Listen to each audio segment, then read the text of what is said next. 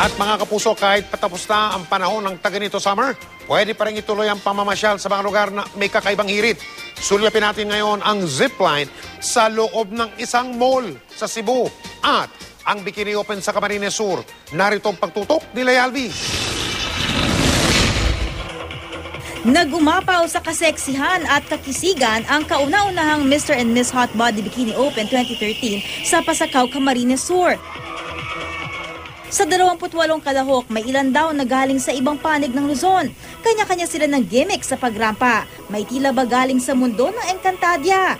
Meron ding nag-alaagilus ng mulawin. Sa paligsaang ito, walang uuwing luhaan dahil lahat daw ng kasali may cash prize na may uuwi. May kakaibang atraksyon sa mall na ito sa Cebu City. Sa loob kasi pwedeng mag-zipline. Sa habang 250 metro, tila tataas agad ang adrenaline ng mga susubok. Kung ang trip naman ay pag-go-kart o pagsabak sa all-terrain vehicle, abay pwede rin niyang gawin sa open space ng mall.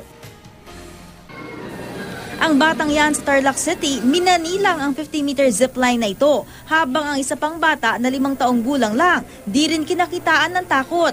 Masarap po. Hindi ka natakot talaga? Hindi po.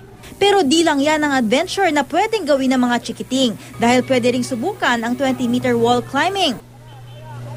Ang lahat ng atraksyong ito, ligtas daw dahil mayroong mga safety equipment ang bawat gagamit ayon sa mga organizer. Inihanda yan ng Tarlac City Government para sa anibersaryo ng pagkakatatag ng kanilang lungsod. Lay Alves, Nakatutok, 24 Oras.